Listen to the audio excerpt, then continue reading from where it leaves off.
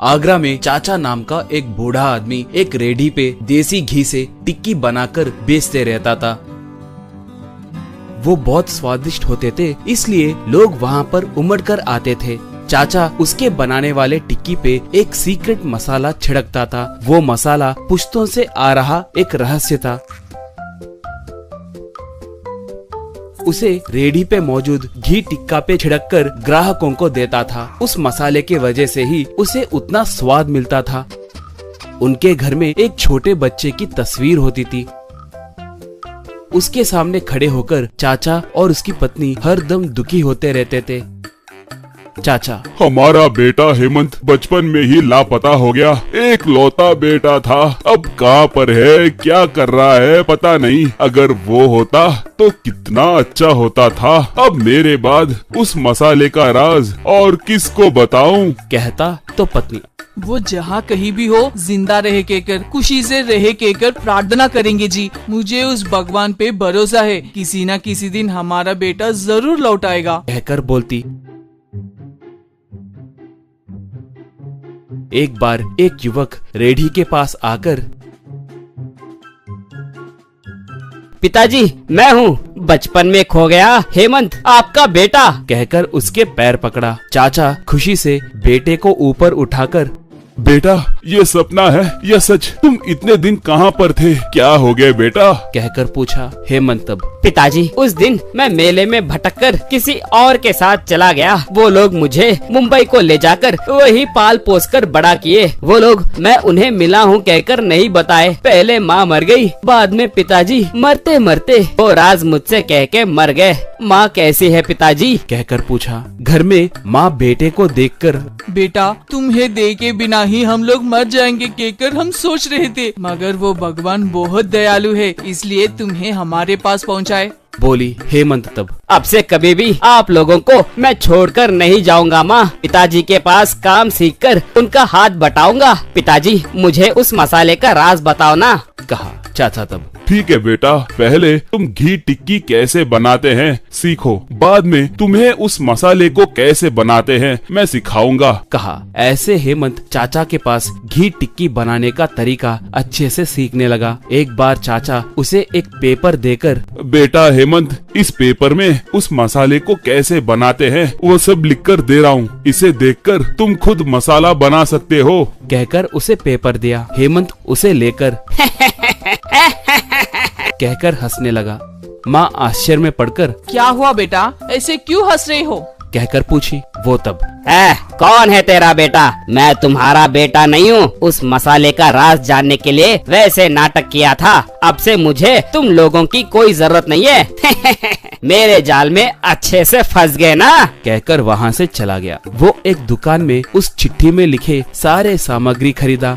बाद में वो एक ठेला लेकर आगरा फेमस देसी घी टिक्की कहकर एक बोर्ड रखा। वो अपना ठेला ठीक चाचा के रेढ़ी के सामने ही रखा। वो तब, बुढ़ाओ, क्यों चौंक गए? अब देखो, मैं भी तुम्हारे मसाले के साथ टिक्की बनाकर तुम्हारे जैसे ही बहुत पैसे कमाऊंगा।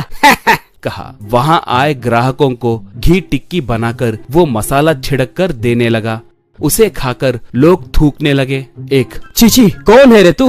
ये क्या है? निकम्मे कहीं के, तुम्हारे सूरत के जैसे ही ये टिक्का भी घटिया है, कहा। तो एक औरत, थो, ये टिक्की गोबर के जैसे बू आ रही है, गधे के, बोली। ऐसे वो सब उसे पकड़कर खूब मारे। वो देखकर चाचा, क्यों रे, मैंने तुम्हें सच में राज बताया है कहकर सोच रहे हो क्या? तुम्हारे जैसे ही मैंने भी नाटक किया। पहले दिन ही तुम चोर हो कहकर मुझे पता चल गया था, क्योंकि हमारे हेमंत के हाथ पे एक निशान था, वो तुम्हारे हाथ पे नहीं है। और ऊपर से वो मेले में नहीं घूमा, इस गांव में घूम गया था। वैसे भी उसे उस मसाले के बारे में बिल्कुल पता नहीं था, मगर तुम आते आते ही मसाले के बारे में पूछे, तभी मुझे शक हुआ। तुम्हें एक और बात बताऊं, हमारे बेटे ने हमें कल ही फोन किया था, कह रहा था कि उसे किसी ने दुबई ले जाकर उसे पाला है। वो कल घर आ रहा है। उसका फोन आने के बाद ही मैंने तुम्हें वो चिट्ठी दिया। ऐसा लगा मेरा झटका, कहा। बस वो गश खाकर नीचे गिर गया। थोड़े दिनों के बाद हेमंत लौट कर आया। उसके माता पिता उसे देखकर बहुत खुश हुए। जेंट lorry house, lorry wooden house. Vishwajit के पास एक लॉरी थी। वो उस लॉरी में दूर दूर जगह के लिए सामान भेजा करता था। वो वहां सामान उतारकर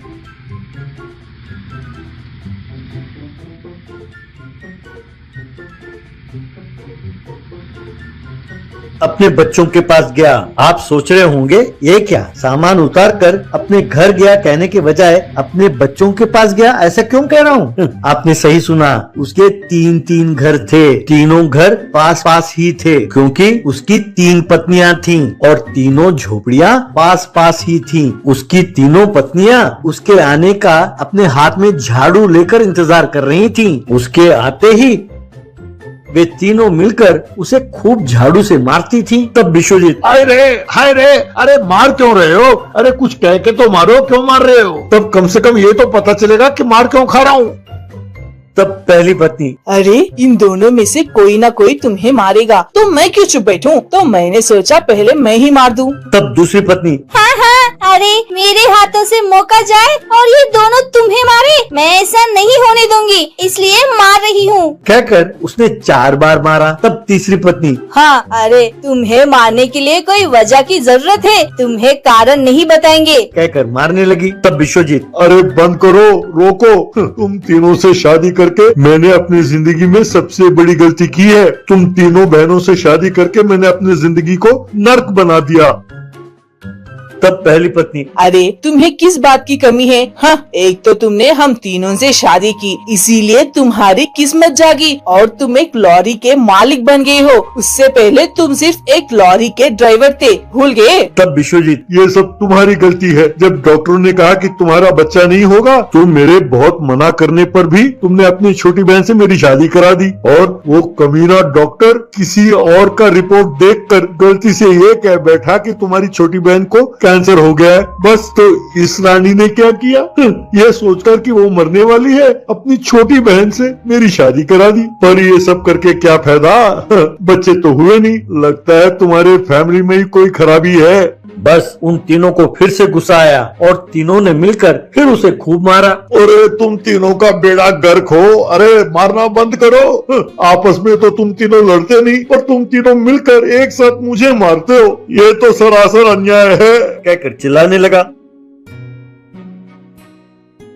एक दिन तीनों, आज तुम्हें मेरे घर में सोना होगा कहकर तीनों उसे मारने लगी।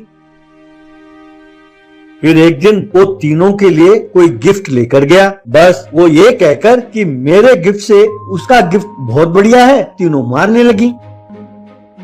यूं वक्त बेवक्त वे तीनों उसे मारती रहीं। एक दिन उन तीनों का मार ना सह पाकर विश्वजीत ने कहा, एक्सक्यूज मी 1 मिनट। तब उन तीनों ने उसे मारना रोका। वो धीरे से घर से बाहर निकला।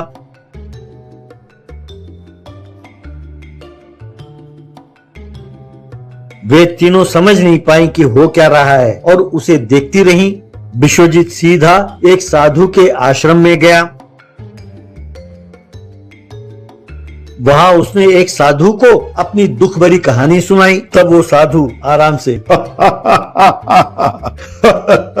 अरे मैं तो एक पत्नी से तंग आकर यहाँ आकर साधु बन गया और तुम 3 शादियां कर बैठे। अरे तुम उनके साथ रह कैसे लेते हो भैया?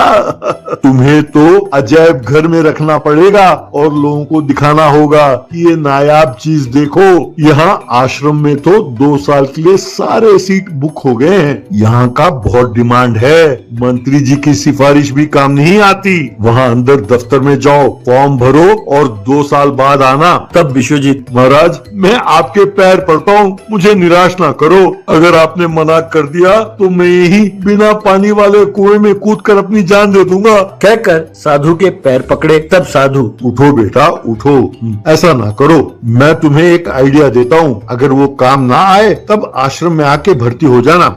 तब विश्वजीत, बताइए ना स्वामी जी, मुझे क्या करना होगा? तब स्वामी जी, तुम अपने लॉरी में तीनों पत्नियों के लिए एक घर बनाओ, तब तुम जहाँ भी जाओगे उन तीनों के साथ ही रहोगे। हो सकता है कि जब तुम टूर में जाते हो तो उनसे दूर चले जाते हो, इसलिए उनका प्यार गुस्से के रूप में बदल जाता है और वो तुम्हें मारते हैं। पर अगर उनको अपने साथ ले जाओगे तो तुम उनके आंखों के सामने हमेशा रहोगे, तब उनका दिल नहीं करेगा तुम्हें मारने का। तुम्हारे घर के किराए भी बच जाएंगे, बढ़िया बढ़िया जगह देखेंगे तो उनके सोच में भी बदलाव आएगा। और अगर मैं गलत नहीं हूँ तो ऐसा करने से तुम्हारे बच्चे भी होंगे। क्यों? तब विश्वजीत, अरे वाह, क्या उपाय दिया स्वामी जी आपने, मैं ऐसा ही करता हूँ। कहकर स्वामी जी को प्रणाम किया। इस तरह उसने अपने लॉरी के ऊपर 3 घर बनाए।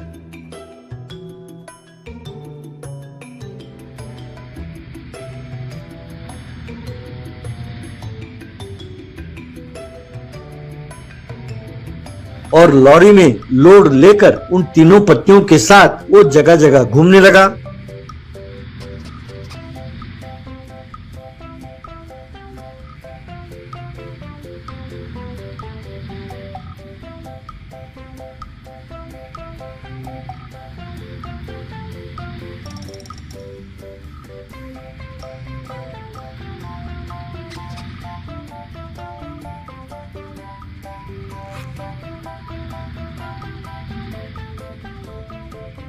जो जगह पसंद आई लॉरी को वहाँ रोक ली और अपने पत्नियों के साथ वो मजे से बातें करते हुए यूं जिंदगी गुजारने लगा।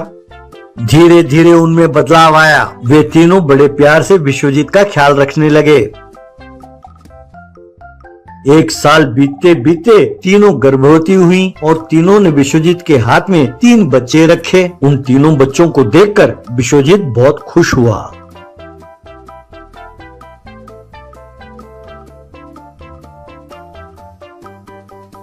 डरने वाला पहलवान बॉडी बिल्डर।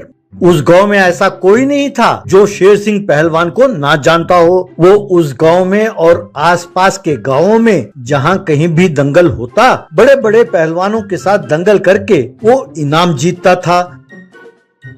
कभी 25,000 तो कभी 50,000, कभी कभी तो 1 लाख रुपए भी जीतता था। उसके जीते हुए मेडलों से घर भरा हुआ था। दंगल में शेर सिंह ने बहुत पैसे कमाए थे, लेकिन स्थायी रूप से कोई कमाई का जरिया नहीं था। इसीलिए उसके रिश्तेदार और दोस्त उसे नौकरी की सलाह देते रहते थे। कोई कहता, भैया तुम एक व्यायामशाला क्यों नहीं खोल लेते और लोगों को सिखाकर पैसे कमाओ। तो दूसरा कहता, भाई तुम्हारे घर के सामने खाली जगह है ना, वहाँ एक दुकान खोल लो, चिकन मटन बेचकर पैसे कमाओ, उसमें बहुत मुनाफा है।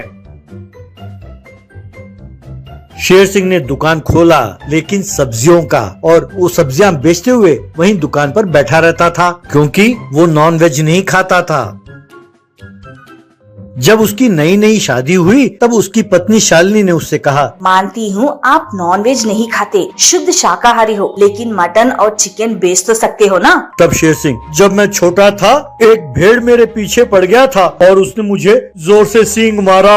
मेरे जांघों पर चोट लगी थी, ये देखो अभी भी निशान है। तब से मैं भेड़ बकरियों से डरता हूँ। तब शालिनी, तो ठीक है, लेकिन मुर्गियों ने तुम्हारा क्या बिगाड़ा। तब शेरू, मैं जब छोटा था तो एक दिन माँ ने कहा, बेटे आज घर में बहुत सारे मेहमान आ रहे हैं, जरा आंगन में जाओ और एक हट्टे कट्टे मुर्गी को पकड़ कर ले आओ। मैं एक मुर्गी को पकड़ कर ले जा रहा था, वो मेरे आंखों में चोंच मारने की कोशिश कर रही थी। वो तो उसका निशाना चूका जो उसने मेरे गाल पर चोंच मारा, ये देखो निशान। तब से मैं मुर्गियों से भी डरता हूँ। तब शालिनी, ठीक है क्या करे, मेरी किस्मत में मटन पाया और चिकन फ्राई खाने की नसीबी नहीं है। क्या करे, जब तक ये घर में है मैं कुछ खा नहीं सकती। अब मैं भी साग सब्जी खाकर जिंदा रहूंगी। यूं बुदबुदाने लगी।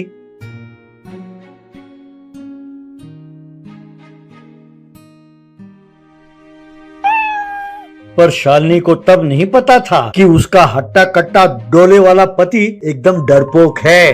धीरे धीरे उसे पता चला कि उसे बिल्लियों से, चूहों से, छिपकलियों से और कॉकरोच से, हर जीव से डरता है। वो उन्हें देख ले तो थर थर कांपने लगता था। एक दिन शालिनी मायके से कोई यहाँ आ रहा था तो बाबूजी ने उसके हाथ में 10,000 रुपए दिए ताकि मैं अपने जन्मदिन पर साड़ी खरीद सकूं। आप एक काम करो ना, इसे जाकर बैंक में जमा कर दो। मेरा जन्मदिन तो 10 दिन बाद है ना, अगर पैसे घर में रखे तो खर्च हो जाएंगे। कहकर शेर सिंह को दिया। शेर सिंह वो पैसा लेकर घर से निकला।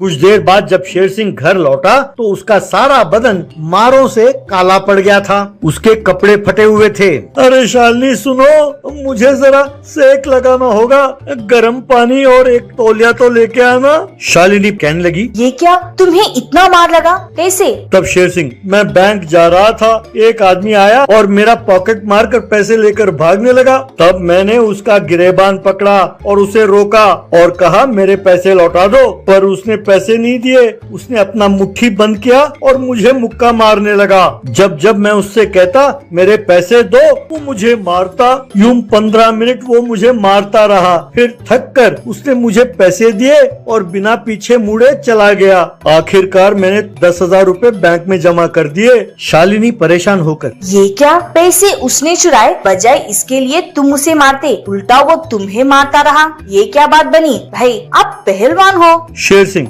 मैं कोई पागल नहीं हूँ। अगर मैं उसे मारता तो मेरा 50,000 का नुकसान हो जाता, इसीलिए नहीं मारा। शालिनी परेशान होकर, भला ये कैसे? तब शेर सिंह, पिछले बार जब मैंने दंगल जीता था तो मुझे इनाम देते हुए स्टेज पर उन्होंने क्या कहा था? उन्होंने कहा था ना कि मेरे एक मुक्के की कीमत 25,000 रुपए है। तो अगर मैं उसे 2 मुक्के मारता और जमीन पर ढेर कर देता तो मेरा कितना नुकसान होता? 50,000 रुपए ना। इसीलिए मैंने उसे नहीं मारा। यूं कहा गर्व के साथ। तब शालिनी सिर पीट कर रह गई।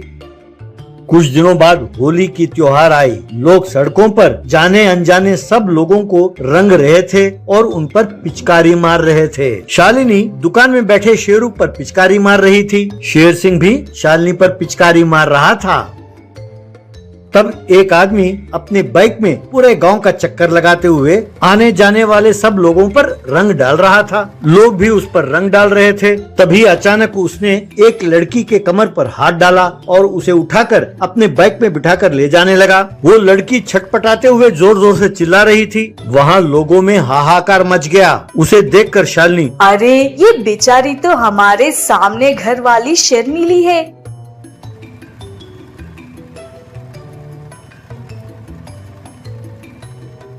तभी शेर सिंह ने एक बाइक वाले को रोका और उसे जोर से बाइक से उतारकर खुद बाइक पर बैठकर जाने लगा।